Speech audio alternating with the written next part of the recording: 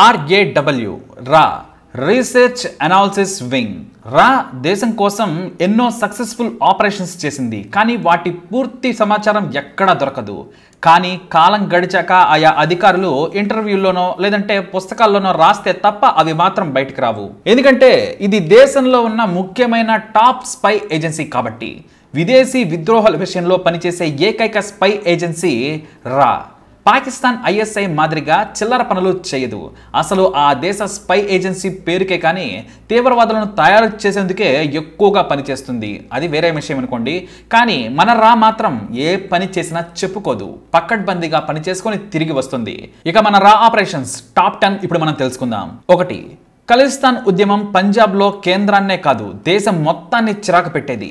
ఎంతలా అంటే దేశంలో తీవ్రవాదాన్ని కొత్త పుంతలు తొక్కించారు. అయితే వాళ్ళు చేసిన తప్పు బహిరంగంగా గోల్డెన్ టెంపుల్లోకి చొరబడి అమాయకులను బందీలుగా చేసుకోవడమే. అప్పుడే రా రంగంలోకి దిగింది. వారి కుట్రను గుర్తించలేకపోయిన ఇంటెలిజెన్స్ బ్యూరోతో కాదని స్వయంగా రంగంలోకి దిగింది రా. నేటి జాతీయ భద్రతా సలహాదారు అజిత్ దోవల్ రిక్షా కార్మికుడిగా రిక్షా తొక్కుకుంటూ తచ్చాడి మెల్లిగా పాకిస్తాన్ పాస్పోర్టు బొడ్లో గన్నుతో యాక్షన్ సీన్లోకి దిగిపోయారు. తాను పాకిస్తాన్ స్పైనని పాస్పోర్ట్ చూపించి దోస్తీ చేశారు. తీవ్రవాదులు అతన్ని నమ్మి గోల్డెన్ టెంపుల్లోకి తీసుకువెళ్లారు. ఇక ఆయన లోపల పరిస్థితిని సమీక్షించడమే కాదు, వారితో మాట్లాడి వారి నాయకుడు మూలాలు అన్నీ తెలుసుకున్నారు. ఇక అమాయకుల ప్రాణాలను కాపాడిన దోవల్ ఆ తర్వాత ఆపరేషన్ను కమాండోలతో సక్సెస్ఫుల్గా చేయించాడు. ఇక ఆయన ఇచ్చిన సమాచారంతో పంజాబ్లోని పోలీసులు కమాండోలు తీవ్రవాదులను అరెస్టు చేసి చాప్టర్ లేపేశారు. ఆపరేషన్ బ్లూ స్టార్ తర్వాత ఖలిస్తాన్ అనే పదమే దేశంలో ఎక్కడ వినపడలేదు. That is Ajit Doval. ఆయన ఎప్పుడు నంబర్ 1. ఇక ఆపరేషన్ మేఘదూత్. ఇది చాలా క్లిష్టమైన ఆపరేషన్. సియాచిన్ గ్లేషియర్ ను చేజిక్కించుకునేందుకు పాకిస్తాన్ కుట్ర పనిన విషయాన్ని రా పసిగట్టింది. అయితే మంచు కొండల ప్రాంతాలపై చలిని తట్టుకునే ప్రత్యేకమైన మిలిటరీ డ్రెస్సులను జర్మనీ నుంచి భారత్ కొనుగోలు చేసింది. అయితే పాకిస్తాన్ కూడా అదే కంపెనీ నుంచి భారీగా వెదర్ గేర్ కొనుగోళ్లు చేయడంతో సదరు కంపెనీ భారత్ ఉప్పందించింది. దీంతో రంగంలోకి దిగిన రా పాకిస్తాన్ ఆర్మీకి చెందిన ఫోన్ కాల్స్ ను ఇంటర్సెప్ట్ చేసింది. ఇంకేముంది, పాక్ కుట్రలను భగ్నం చేస్తూ మన వాళ్లే ముందు వెళ్లి సియాచిన్ పై జెండా పాతారు. దొంగ దెబ్బతీయాలని నక్కిన పాక్ ఆర్మీని కుక్కలను చంపినట్లు చంపేశారు మన జవాన్లు. ఈ ఆపరేషన్ మోస్ట్ క్రిటికల్ ప్లాన్ అంటారు రా అధికారులు. మొత్తానికి ఆపరేషన్ మేఘదూత్లో మనం ఒక ఆఫీసర్ని కోల్పోయాం, కానీ ఆపరేషన్ ని సక్సెస్ చేయగలిగింది మన రా అలాగే ఇండియన్ ఆర్మీ. ఇక రాజీవ్ గాంధీ హయాంలో భారత్ తన చుట్టూ ఉన్న దేశాలను గ్రిప్లో పెట్టుకున్నారు. ఎంతలా అంటే భారత్ నుంచి ఫోన్ చేసి ఏ నిర్ణయం చెప్పినా సరే శ్రీలంక నుంచి నేపాల్ వరకు జీ హుజూర్ అంటే వణుక్కుంటూ పనిచేసేవి. 1988లో people's liberation organisation for Tamil ఏలంకు చెందిన 200 మంది తీవ్రవాదులు మాల్దీవుల ప్రభుత్వాన్ని కూల్చేందుకు మారణ హోమాన్ని సృష్టించేందుకు దిగింది. దీంతో మాల్దీవుల ప్రభుత్వం గజ వణికిపోయింది. తమను వారి నుంచి కాపాడాలని కోరడంతో భారత్ కు చెందిన బ్లాక్ క్యాట్ కమాండోస్ పారాఫోర్స్ రంగంలోకి దిగింది. వాళ్లకు రా పూర్తి సమాచారాన్ని అందించి ఆపరేషన్ చేసే బాధ్యతను తీసుకుంది. వారందరికీ Indian air force backup support ఇచ్చింది. 3 రోజుల్లో వారందరినీ చంపి వెనక్కి వచ్చేసాయి మన దళాలు. దీనికి ఆపరేషన్ క్యాక్టస్ అనే పేరు పెట్టింది రా. ఇక 4. మయన్మార్లో భారత్ చేపట్టిన ఆపరేషన్ లీచ్ రా పవర్ని ప్రపంచానికి చాటింది. నాటి ప్రభుత్వానికి అక్కడ రెబల్స్ నిద్ర లేకుండా చేశారు. దీంతో రా రంగంలోకి దిగి ప్రజాస్వామ్యవాద గ్రూపులకు డబ్బులతో పాటు ఆయుధాలను కూడా సరఫరా చేసింది. అయితే మయన్మార్ రెబల్స్ చాలా పకడ్బందీగా భారత ఆర్మీని దగ్గరకు కూడా రానివ్వడం లేదు. వారి వివరాలు బయటకు తెలియడం లేదు. దీంతో ఏకంగా రెబల్ లీడర్ల వివరాలను అంతకుముందే రా సేకరించడంతో ముందు రెబల్ సైన్యం కంటే హాయిగా కూర్చొని నిధులు ఆయుధాలు అందిస్తున్న నాయకులనే ఏకంగా ఏరిపారేసింది. ఆ తర్వాత వారి రెబల్ సైన్యం మొత్తం లొంగిపోయేలా చేసింది.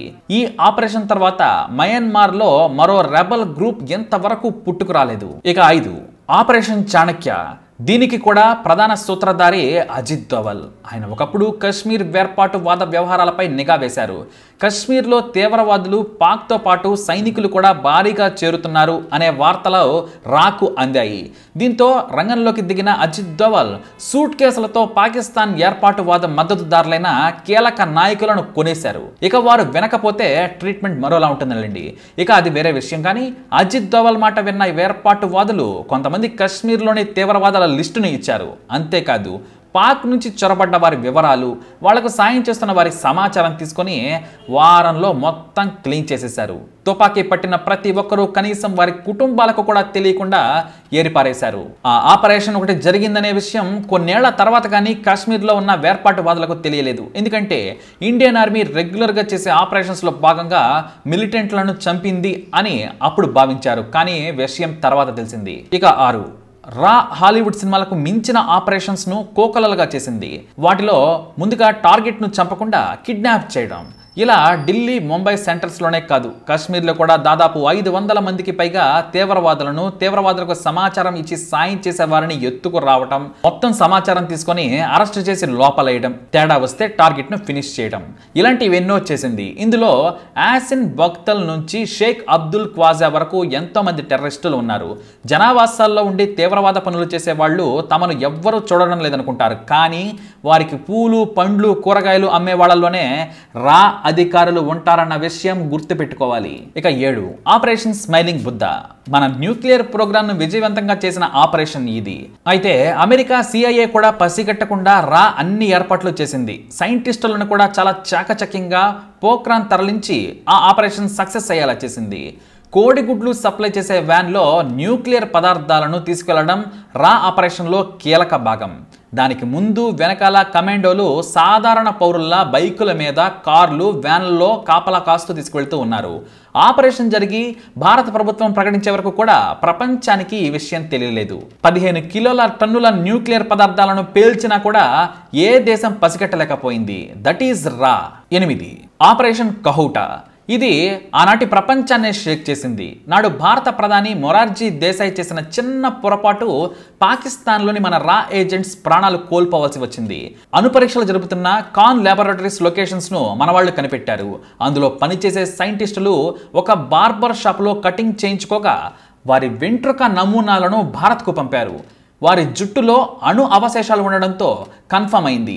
ఈ లోపే మాకు పాకిస్తాన్ చేస్తున్న అణు పరీక్షలు తెలుసు, కాన్ ల్యాబొరేటరీ తెలుసని చెప్పడంతో రా ఏజెంట్లను చంపేందుకు భారీ ఆపరేషన్ చేపట్టింది పాకిస్తాన్.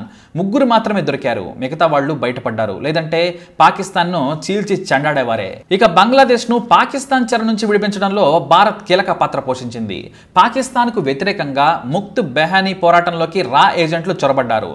స్థానిక ప్రత్యేక దేశవాదులకు మద్దతుగా డబ్బులు, ఆయుధాలు ఇచ్చి వారిని ఎగదోశారు. ఉద్యమాన్ని తారాస్థాయికి తీసుకెళ్లగలిగారు. పోరాటం ఊపందుకోగానే పాక్ సైన్యం అరాచకాలకు తెగబడింది. దీంతో ఇండియన్ ఆర్మీ ఎంటర్ కావడంతో ఒక్క రోజులోనే పాకిస్తాన్ పారిపోయింది. బంగ్లాదేశ్ కు స్వతంత్రం వచ్చింది. ఇందులో రా పాత్ర చాలా కీలకమైంది. అందరి నాయకులను ఏకం చేసి వారికి డబ్బులిచ్చి మరీ ఉద్యమాన్ని నడిపి పాకిస్తాన్ ను పారిపోయేలా చేసింది. ఇక ఆపరేషన్ బ్లాక్ టైగర్. ప్రపంచంలో ఏ ఒక్కరు కూడా మరొక శత్రు దేశంలో ఆర్మీలో మేజర్ స్థాయికి వెళ్లేలా ఎవ్వరూ చేయలేదు. రవీంద్ర కౌశిక్ అనే ఒక డ్రామా ఆర్టిస్టును సెలెక్ట్ చేసుకున్న హిందువుకు ఉర్దూ నేర్పించి, సర్టిఫికెట్లు ఇచ్చి, కోడింగ్ నేర్పించి, ఇంగ్లీష్ మీద పట్టు సాధించేలా చేసి తీవ్రమైన శిక్షణ ఇచ్చి ఏకంగా పాకిస్తాన్లోకి చొప్పించారు. ఆ తరువాత కరాచీ యూనివర్సిటీలో డిగ్రీ చేసి తన మేధో శక్తితో ఉద్యోగం సంపాదించాడు. మేజర్ స్థాయికి ఎదిగి భారత ఆర్మీకి అన్ని వివరాలు అందించాడు. అయితే ఒక జూనియర్ చేసిన పనికి మాలిన పనికి అతను బలి కావాల్సి వచ్చింది. కానీ ఏనాడు కూడా తాను భారతీయుడినని చెప్పుకోలేదు. అయినా సరే చిత్రహింసలు భరించి జైలు శిక్ష అనుభవించి అనారోగ్యంతో పాక్ జైల్లోనే కన్నుమూశాడు. ఇలాంటి దేశభక్తి ఉన్నవారు ఉండరు, మరొకరు పుట్టరు కూడా. ఇలా మనకు తెలియని ఇంకా ఎన్నో ఆపరేషన్స్ చేస్తున్న మన స్పై ఏజెన్సీ దేశ సేవలో తరిస్తోంది. మన కోసం ఎంతో మంది వీరులు ప్రాణాలు కూడా త్యాగం చేస్తూ ఉన్నారు. మరి వారందరికీ తప్పకుండా సెల్యూట్ చేద్దాం. జై హింద్.